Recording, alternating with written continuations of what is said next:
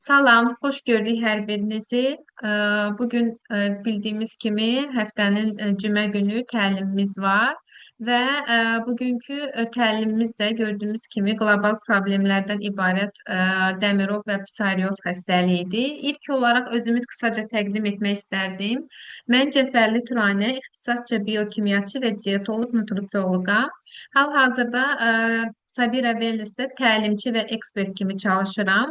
Məqsədim mənim və şirkətimizin əsas odur ki, şirkətin məhsullarını bizim bədənimizdə necə təsir etdiyi və hansı prosesdə biz hansı məhsullarımızı daha çox istifadə etməliyik. Yəni burada bir məhsul təqdimatı deyil, bunların bizim orqanizmə və mexanizmini öyrənməkdir. Hansı ki, bugünkü təlimimizdə də çox qlobal bir problem olan psoriyoz, yəni pullu dəmirov xəstəliyidir. Çünki keçən təlimlərdə bir neçə sual olmuşdu mənə bu mövzu ilə əlaqəli və bu mövzunu seçməkdə məqsədim odur ki, yəni məndə belə bir sual yaranmışdı ki, niyə ki bu haqqda bir təlimimiz olmasın? Çünki elə yetərincə məhsullarımız var ki, hansı ki bu prosesdə bizi daha yaxşı kömək edə bilər və bu xəstəliklə mübarizə apara bilərik. Demək, psoriyoz dedikdə ümumi olaraq, ümumiyyətlə ilk olaraq bu xəstəlik haqqında nədir, necə baş verir, ilk olaraq onu demək analiz edəcəyik. Demək, dəmirov xəstəliyi dedikdə, ümumiyyətlə dəmirov sözü bütün dəridə gedən bir iltihabı bir dəri xəstəliyi ki, bu xalq arasında deyilən bir xəstəlik adıdır. Yəni ümumi dəridə baş verən xəstəliklərdən ifadədir. Lakin ən çox yayılmış forması pullu dəmrovdur. Yəni tibbi adı bunun psoriazdır. Ümumiyyətlə bu xəstəlik bir iltihab, dəri səthində bir iltihabi bir prosesdir və o iltihablardan da qabıqlanma, qızarma və qaşıntı gedərək bu proses davam edir. Ə, Bu xəstəlik, psoriaz xəstəliyi ümumiyyətlə bir kosmetik problem deyil. Bu insanın bədənində gedən autoimmun və metabolik pozğunluq prosesində baş verən bir xəstəlikdir ki, hansı ki bu prosesdə də, bu xəstəlikdə də əsas məqsəd dərinin səthində deyil, əsasən bu sistemi, yəni bu autoimmun bir xəstəliyi bərpa etmək üçün biz əlimizdən gələni etməliyik. İlk olaraq mexanizminə baxaq ki, bu xəstəlik necə baş verir, hansı mexanizminə baş verir? Normalda ümumiyyətlə bizim dərimiz, dəri hüceyrələri 28-30 gündə yenilənir. Yəni proses olaraq belə deyim, bir dəri o bir ay ərzində yaranır, böyüyür və orada kollageni sintez edir və ondan sonra bu dəri ölərək bizim dərimizin üst qatına çıxır və orada istər-istəməz yenilənir. Yəni proses 10 gün yaranır, 10 gün böyüyür və 10 gündə bu hüceyrə, dəri hüceyrəsi ölür. Lakin psoriozda isə bu proses bir ay, yəni 28-30 gün ərzində baş vermir. Bu proses 3-5 günə baş verir. Yəni həmin bu proses dediyim bu proses. Yəni daha 7-10 dəfə daha tez təkrarlanır. Nəticədə nə baş verir? Yəni dəri hüceyrələri tam yetişməmiş, tam böyüməmiş, həmən bizim dərimizin üst qatına çıxaraq orada bir qalın qat kimi, ağ belə pullu lövhələr kimi dəri qatı əmələ gəlir ki, hansı ki, bu da biz ona psoriyoz deyirik və yaxud da pullu dəmirov deyirik. Əsasən bu mexanizmin yaranması daha çox immun sistemlə bağlı olur ki, immun sistem ümumiyyətlə çox aktiv olur, hiperaktivliyi baş verir və bizim bədənimizdə olan immun hüceyrələr var ki, hansı ki, gördüyümüz kimi bu immun hüceyrələrə bir mesaj ötürür ki, bunlar prosesə keçsinlər. Yəni iltihabı mediatorların qarşısını alsınlar. Yəni bir növ bizim immun hüceyrələrimiz bizim dəri hüceyrələrimizi düşman görərək onlara hücum edir. Yəni bu bir immun sisteminin pozulması nəticəsində baş verir. Əlbəttə ki, bu mexanizma qidalanma ilə də əlaqəli olur. Həddindən artıq çox stres, həyat tərzi sürən insanlarda da çox müşahidə edilir. Və yaxud da toksin yüklənməsi qaraciyarımızda, ümumiyyətlə bağırsağımızda bu mexanizməni istər-istəməz həddindən artıq gücləndirir. Və araşdırmalar bu mexanizminə baxdıqda, yəni həddindən artıq çox araşdırmalar var ki, bu xəstəliyin yaranması ilə əlaqəli, lakin tam dəqiq belə deyim, diaqnoz qoyulmur ki, məhz buna görə yaranır. Lakin son araşdırmada daha çox belə deyim, 2025-ci ilin araşdırmalarında belə qənaətə gəlibdir ki, tədqiqatçılar daha çox immun sisteminin pozulması nəticəsində yaranır. Yəni immun sistem tamam balansını itirdiyi üçün bu proses həyata keçir. Və psoriozlu insanlar bəzən səhv dəyərləndirirlər. Çünki görünüş olaraq psoriyoz, yəni pullu dəmirov bəzi məsələn sebaliya kimi və kəpək kimi xəstəliklərlə bunu səhv sala bilirlər. Lakin fərqli-fərqli bir xəstəliklərdir. Ona görə bunların görünüşü çox önəmlidir. Demək, bu xəstəlik, psoriyoz xəstəliyi ümumiyyətlə hər hansısa bir ən çox belə deyim dirsəkdə görünən və yaxud da əl hissəmizdə, ayaq hissəmizdə, dizimizdə görünür. Daha çox orada müşahidə edirik. Lakin ilk olaraq o çox qalın, ağ rəngdə bir qalın qırmızı səpkilərdən ibarət olur. İlk olaraq bu şəkildə əmələ gəlir. Dediyim kimi ən çox dizdə, baş dərisində görmək olur və baş dərisində insanlar bunu kəpəklə qarışdıra bilirlər. Yəni kəpəyə oxşuyur. Əvvəl belə deyim, bu xəstəlik əmələ gələndə sırf psoriyoz adını vermək olmur. Çünki insanlar başa düşmür. E, Dəridə qabıqlanma prosesi olur, lakin fərqliliyi ondan ibarət olur ki, kəpək çox nəzik olur, lakin bu dərin qalın qata malik olur və bir də baş hissəmizdə dərimizdə əmələ gəldikdə alın xəttimizlə birgə gedir bu xəstəlik. Ə, Və Sebaliya ilə isə demək müqayisə etdikdə Sebaliya daha çox yağın ifrazından əmələ gələn və bir də bir infeksiya prosesində yaranan bir xəstəlikdir. Lakin psoriyoz bu pullu dəmirov isə bizim daxilimizdə autoimmun bir iltihabi proses olduğu üçün, yəni bir-birindən fərqləndirmək lazımdır. Və ən çox nə hissi yaradır bizə? Dartınma, bir də yanma, qaşınma hissi olur ki, hətta bunu deyərdim ki, mənim yaxınlarımdan biri, yəni 70 yaşından sonra bu xəstəliyi görmüşdü və o insanda qaşınma ilə başlamışdı. Qaşınma da gecə saatlarında baş verirdi və ona görə dəri axşam saatlarında özünü yenilədiyi üçün və bu proses axşam saatlarında daha çox müşahidə oluna bilər. Əsasən bu xəstəlik yoluxucu deyil, bunu bilməyinizi istərdim. Yəni bir insandan digər insana keçmir. Yəni əgər yaxınlarınızda ola bilər ki, bu xəstəlikdən əziyyət çəkən var, yəni bu yoluxucu deyil. Qətiyyən yəni bir insandan digərinə keçmə kimi şansı olmur. Əlamətlərini dedikdə yenə deyirəm, qaşıntı, dartılma, gərginlik ola bilər. Bir də bəzən olur ki, Ə, demək dırnaq hissəmizdə deformasiya uğrayır dırnaqlarımız. Bu məsəl üçün saralma da ola bilər, sındırılma da ola bilər və oynaqlarımıza ağrı, şişkinlik də verə bilər. Lakin o oynaqlara artıq şişkinlik verəndə bu psoriatik artrit kimi biz bunu dəyərləndiririk.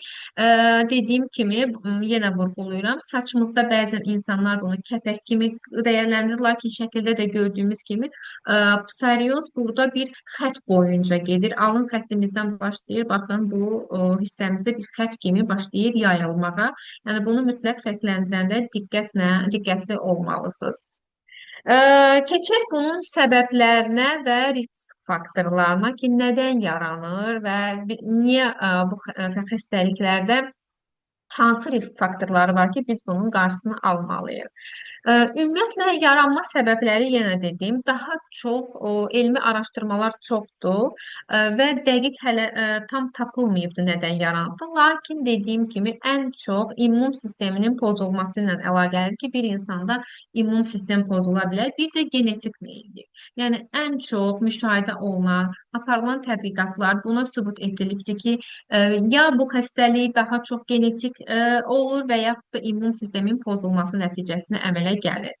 Sonra yaranma faktorları nə ola bilər? Həddindən artıq çox qida toksinləri bizim bədənimizdə olduqda, yəni qidalanmamız normadan artıq yəni bu toksinlər normadan artıq olduqda, qaraciyər yüklənməsini gördükdə, əlbəttə ki, bunun yaranma səbəblərindən biri ola bilər.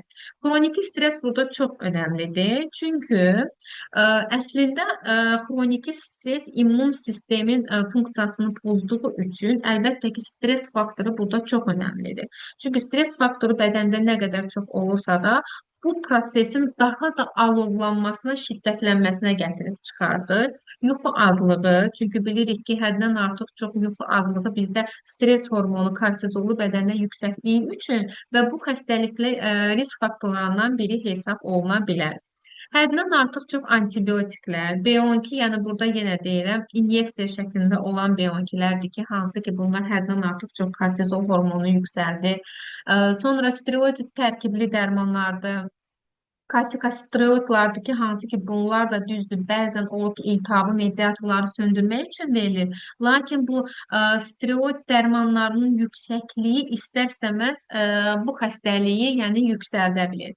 Bəlkə bəzilərinizin aranızda belə bir suallar ola bilər ki, bəli, bu xəstəlikdə dermatoloqlar bu tərkibli dərmanları yazırlar, lakin səbəbi ondan ibarətdir ki, iltihabı biraz aşağı salmaqdır. Yəni onlar yazanda da bunu uzun müddətli yazmırlar. Və bir də ən əsası bu tərkibli dərmanlar var ki, hansı ki biz iltihab əleyhinə verilir və yaxud da ürək damar xəstəliyindən əziyyət çəkən insanlar içir. Məsəl üçün təzyiq dərmanları içən insanlar var ki, bəzən olur ki, bu dərmanları birdən özləri kəsə bilirlər. Yəni heç bir səbəb olmadan, yəni bir həkim nəzarəti olmadan kəsə bilirlər və bu da bədənə qıraqdan, yəni bu dərmanı qəbul etməmək üçün bir stres yaradır və istər-istəməz də yenə bu xəstəliyi daha da şiddətlənməsinə gətirir, çıxardır.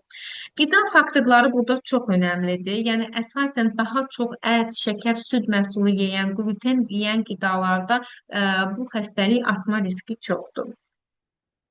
Keçən yaş və cins faktorlarına ki, bəlkə də müşahidə etmişsiniz ki, yaş burada çox fərqlidir. Bir də cins olaraq daha çox biz kişilərdə qadınlara nisbətən çox müşahidə olunur. Səbəbləri fərqlidir. Çünki əsasən saryoz iki əsas dövrə bölünür. Bu birinci devr hansıdır? 15-25 yaş arası. Daha çox tədqiqatlar deyir ki, genetik olanda bu yaş devrində biz müşahidə edirik. Lakin 50 yaşdan sonra daha çox metabolik dəyişikliklər fonunda yaranır. Hansı ki, mən yenə dedim ki, təlimin əvvəlində daha çox bu immun sistemin pozulması nəticəsində yaranır. Hansı ki, 50 yaşdan sonra bilirik ki, bizim hormonumuzda metabolik dəyişikliklər olur, hormonlarda dəyişiklik olduğu üçün immun sistemə də təsir edir və yaranma, məsəl üçün 50 yaşından sonra yaranma faktorları həmin bu hormonların dəyişilməsinə və bu metabolik dəyişikliklər ilə əlaqələndirmək olar. Cinsə gəldikdə bəli, kişilərdə daha çox görülür. Çünki burada fərq ondan ibarətdir ki, bir tədqiqat oxudum ki, kişilərdə daha çox görünməsi ondan ibarətdir ki, kişilər emosiyalarını gizlədirlər, stres faktorları daxildə daha çox olduğu üçün, bu immun sistemə çox təsir etdiyi üçün bu stres faktoru daha çox bunlarda müşahidə olunur və daha çox alkoqol, spirt qəbul etdiyi üçün, burada da immun hüceyrələrə təsir elədiyi üçün, qaraciyər toksin yükünə məruz qaldığı üçün kişilərdə nisbətən daha çoxdur və əlavə olaraq kişilərdə daha çox görünmə səbəbi demək bizim dərimizin qatı qadınla kişidə fərqli olur. Kişilərdə dərimiz daha çox qalın olduğu üçün kişilərdə və ona görə də o demək həmin o səthimizə çıxan dəri hüceyrələri daha qabarıq görsənir. Yəni qadınlarda müqayisə etdikdə, yəni dərinin o qalınlığına görə daha çox gözə çarpır kişilərdə. Bir də burada testosteron hormonunun dəyişməsi ilə də ola bilər ki, burada aktivlik biz bilirik ki, həmin bu iltihabı mediatorlara çox təsir edir. Yəni fərqliliyi bundan ibarətdir. Əlbəttə ki, dediyim kimi 50 yaşından sonra bəzi insanlarda insulin müqaviməti pozulduğu üçün və piyələnmə daha çox 50 yaşından sonra müşahidə olunduğu üçün də bunlar da çox təsir edir bu 50 yaşından sonra qazanılan bu xəstəliyə. Əlbəttə ki, bu psoriozla mübarizə aparmaq mümkündür. Ən əsası, yəni dermatoloqlar bunu deyibdir ki, psoriozla mübarizə aparmaq dedikdə biz bunu remisiya dövrünə salmalıyıq. Yəni sakitləşdirməliyik bu prosesi. Yəni bu proses müşahidə ediriksə də, görürüksə də, əlbəttə ki, ilk növbədə bizim əsas işimiz nə olmalıdır? Bu xəstəliyi biz remisiya, yəni sakitləşmə dövrünə salmalıyıq. Və bunun üçün nə etməliyik? Bunun üçün dəridə olan iltihabi bir prosesi söndürməliyik. Yəni iltihab harda varsa da, iltihabı biz qaynaqlanan yerdən onu tamamilə aşağı salmalıyıq ki, burada immun sistem sakitləşsin. Və ən əsası isə burada bədəndə olan toksinləri çıxartmalıyıq. Yəni bu qaraciyərdir, bağırsaqdır. Bu toksinlər təmizlənməsə, yəni immun sistem tamam disbalansa düşəcəkdir. Və sonra bizim məqsədimiz nə olmalıdır? Bilirik ki, dəri bu o qədər yenilənmə prosesi gedir ki, dəri öz baryerin funksiyasını itirir. Yəni biz burada məqsəd olaraq dərimizin baryerini bərpa etməliyik və bunu da necə edirik? Əlbəttə ki, nəmləndirmə və qidalandırma ilə. Və ən əsası bizi bu nəmləndirməni dərinin qidalanması üçün bizə lazım olan bir proses nə olmalıdır? Qan dövranı yaxşı olmalıdır ki, qan dövranı yaxşı olanda dəri istər-istəməz oksigenlə təmin olunur və dəridə qida çatışmamazlığı yaşamır. Ə, Və psoriozda bu qabıqlanan prosesdə, qızartıda qarşılananda biz demək xaricə hansı məhsulları veririk? Əlbəttə ki, bu prosesi ilk olaraq biz diaqnoz qoymuyoruz. Bunu dermatoloqlar tərəfindən diaqnoz qoyulur. Dermatoloqların özlərinin də mərhələləri var ki, məsəl üçün, əgər psoriozun özünün də mərhələləri və növləri var, yəni bunu da mütləq bilmənizi istərdim ki, burada da dermatoloqlar birinci, ikinci, üçüncü mərhələdə baxırlar da, hansı da məsəl üçün mərhələlər verirlər, lakin onları da çox uzun müddətli etməyə ehtiyac yoxdur. Yəni həkim özü də deyir ki, əsas bu işdə biz bunu sakitləşmə dövrünə salmalıyıq. Və burada bizim əsasən üç məhsulumuz var ki, hansı ki biz bunu dəridə istifadə edə bilərik. Çünki burada dəri özünü tez yenilədiyi üçün və hüceyrələr səthdə qalır. Ona görə də burada qabıq əmələ gəlir. Biz bu mərhələdə elə komponentlər seçilməlidir ki, dəri burada qan dövranı yaxşı sirkulyasiya etsin və dəri oksigen qida ilə bərpa olsun. Və burada tövsiyə edəcəyim ilk məhsul Flexra Basic mərhəmi olacaqdır ki, çünki bunun məqsədi iltihabı mediatorları aşağı salmaqdır. Və dedik ki, burada biz iltihabı aşağı salmaq üçün elə bir komponent seçməliyik ki, burada iltihabı proses aşağı düşsün. Və bunun tərkibində olan bilirik ki, MCM var ki, hansı ki bunun əsas işi iltihabı aşağı salmaq üçündür. Və sual yarana bilər ki, bəli, bəzən olur ki, bu oynaqlar üçündür. Lakin bunun tərkibində olan aktiv maddələrdən biri də hansı ki MCM-dir və bir də xondratindir ki, xondratin burada hüceyrə membranının aktivləşməsini sürətləndirdiyi üçün yaxşı təsir edə bilər. Lakin bunu çox qalın şəkildə deyil, nəzik şəkildə istifadə edilməlidir və hansı vaxtda istifadə edirik ki, biz daha çox bu qızarmış hissəni görürüksə də, daha çox qaşınmanı hiss ediriksə də, həmin zaman bunu biz istifadə etməyi tövsiyə edirik. Sonra isə ekstra rich balzamıdır ki, hansı ki Koren balzamı kimi tanınır. Bunu hansı mərhələdə veririk ki, bunu artıq dəri quruyur, pullanıbdır, yəni dəri artıq pullu vəziyyətə düşübdür və bu zaman dəridə bir quruma prosesi gedir və bunun tərkibindəki olan efir yağlarının köməkliyi ilə biz nə edirik? Biz dəri qurumasının qarşısını alırıq. Bunu məsəl üçün daha çox axşam saatlarında eləsək daha yaxşı olar. Dediyim kimi, lakin bu məhsulları çox qalın şəkildə deyil, nəzik bir şəkildə istifadə edilməlidir. Və sonda isə rahatladıcı burada bizim yağımız var ki, hansı ki bilirik ki, bunun tərkibində ardıc yağın ekstratı var və əlavə mentol var ki, bunlar da sakitləşmə prosesini yerinə yetirir. Bunu ən çox tövsiyə edərdim ki, hansı ki əgər duşdan sonra çıxırıqsa da, bu bizim bədəndə gedən bir proses varsa da, həmin zaman istifadə edək ki, çünki bu yağ dərini dərin qatlarda bərpa etməyə kömək edir. Yəni məqsədimiz nədir? Bu iltihabı aşağı salmaq, dərimizin baryerini gücləndirmək və dərimizi nəmləndirmək. Proses olaraq bu şəkildə getməlidir. Və bu üç komponent bir-birini tamamlaya bilər. Yəni bir insanda bu proses varsa da bir də dediyim kimi, yəni hörmətli əməkdaşlar, mütləq burada mərhələ çox önəmlidir ki, hansı mərhələdədir, məsəl üçün qarşımızda duran bir insan, bizə müraciət edən bir insan, məsələn çox şiddətli mərhələdədirsə də, əlbəttə ki, buna dermatoloqlar 3-5 gün o iltihabı salmaq üçün bəzi tərkibli dərmanlar verir ki, o iltihabı aşağı salsın. Biz orta mərhələlərdən burada söhbət gedir ki, bunu remisiya dövrünə uğradaq. Və burada bizim olmazsa olmazımız duş gellərimiz var. Burada bu psoriyoz döneminde en önemli duş gelidir ki, çünkü insanlar bəzən bilmədən onsuz da bu dərinin bariyer funksiyası zədələnibdir, nəmli balansı itibdir və burada insanlar sabunlardan istifadə edirlər, qələvi tərkibli və yaxud da başqa tərkibli sulfatlı duş gellərindən istifadə edilir. Bu da inanın ki, dəri bariyerinin zədəliyi daha da şiddətlənə bilir və yaxud da sürtünmə olur.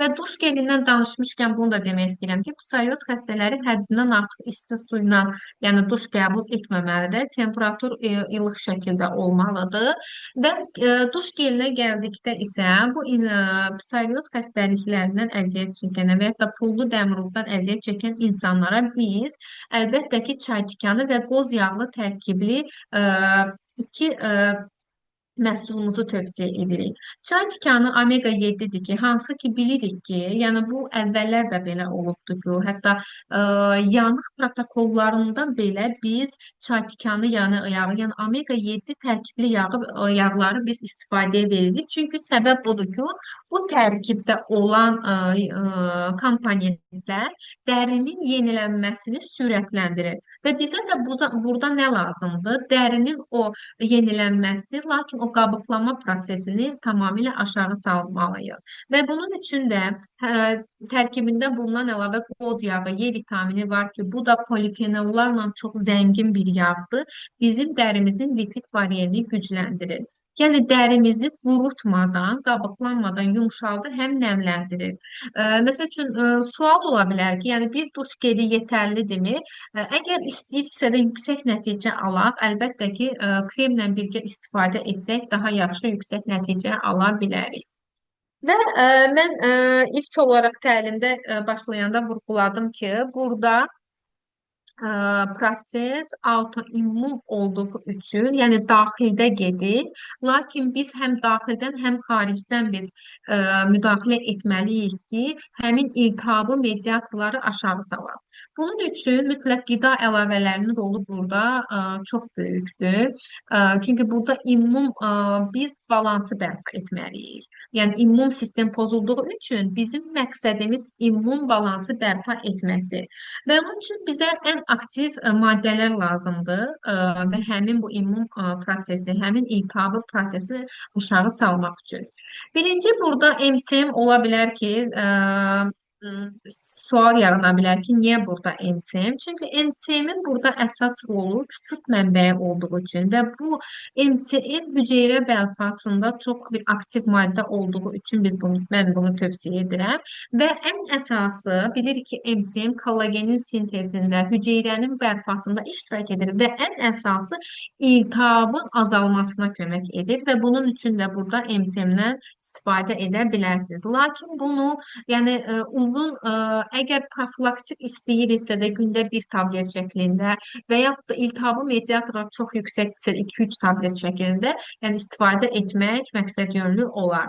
Və olmazsa olmazın burada omega 3 yağ turşularıdır ki, bizim köməyimizə çatır. Həm immun hüceyrələrinin reaksiyalarını tənzimləyir, həm də iltihabı bədəndən azaltmağa kömək edir.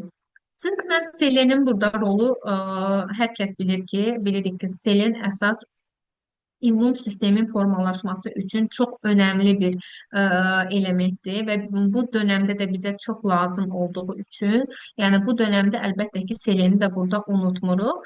Sink isə burada istər-istəməz burada nə oynayır? Sink bilirik ki, dəri bariyerində əsas elementdir. Lakin sinkin burada bu xəstəlikdə mexanizmi nədir? Həmin o qabıqlama prosesini qarşısını aldığı üçün burada sink preparatına bizim ehtiyacımız var. Maqneziumun rolu bilirik ki, yenə deyirəm, 50%-dən çox bu xəstəliyin yaranması stress hormonudur. Kortizolun həddindən artıq çox yüksək olmasıdır bədəndə və bu kortizolla da mübarizədə bizə əlbəttə ki, köməyimizə maqnezium çatacaqdır ki, biz burada da bu xəstəlikdə də maqnezium tövsiyə edə bilərik. Və komplekslər var ki, bitki çayları Baykal seriyasından şəklini yerləşdirməmişəm, düzdür. Çünki yer olmadığı üçün. Lakin burada vurğulamaq istəyirəm, hansı ki, bu qaraciyər və toksinləri atmaq üçündür. Və burada tövsiyə edəcəyim çaylar Baykal T seriyasından olan nömrə 9-dur ki, səbəbi nədir ki, bu düzdür, karbohidratların parçalanmasına iştirak edir. Lakin mən yenə deyirəm ki, bu xəstəlikdə daha çox süd məhsulu, qlütenli qidalar, şəkərli qidalar az istifadə etməliyik ki, daha çox bu iltihabı mediatorları daha da kəskin alovlanmasın və bu insanların, müasir insanların həyatında da karbohidrat yükü çox olduğu üçün, məsəl üçün o çaydan istifadə edib hardasa kompensasiya etmək mümkündür. Və ondan sonra tövsiyə edəcəyim çay isə Baykal seriyasının olan nömrə 6-dır ki, hansı ki qaraciyarda toksinlər çox olur və bunu da bir köməkçi bir maddə kimi bu çaydan istifadə edə bilərik ki, bu toksinləri bədəndən azad edək, iltihabı belə deyim, biraz azaldaq. Nəticə olaraq bunu demək istərdim ki, hörmətli əməkdaşlar, ümumiyyətlə psoriyoz, yəni dəmirov xəstəliyi dermatoloqlar tərəfindən diaqnoz qoyulan xroniki bir dəri xəstəliyidir. Lakin bizim məqsədimiz Sabira Venus'un belə deyim, tövsiyəsi, məqsədi odur ki, bu məhsullar bu prosesdə orqanizma güclü dəstək verə bilir və bu xəstəlik yenə deyirəm, elmi baxımından genetik və immun sistemin pozulması nəticəsində yaranır. Lakin ən vacib məqamımız budur ki, biz özümüz, hər kəs bunu idarə edə bilərik və yenə deyirəm, bunu remisiya devrinə sala bilərik. Və təlimin sonunda bir biokimyaçı, bir sağlam həyat tərzi üzrə bir ekspert olaraq bunu demək istərdim ki, əgər biz dərimizdə hansısa bir qızartı, qaşıntı və yaxud da bir ləkə görürsə də buna laqeyd yanaşmayın. Əslində o bizim bədənimizdə gedən hansısa bir prosesdir, hansısa bir siqnaldır ki, bizə mesaj olaraq əlbəttə ki, ilk olaraq dərimiz verir və buna laqeyd yanaşmayaq, öz sağlamlığımızın qayğısına qalan. Təşəkkür edirəm mənə ayırdığınız vaxt üçün. Ümid edirəm maraqlı və faydalı təlim oldu. Diqqətiniz üçün təşəkkür edirəm.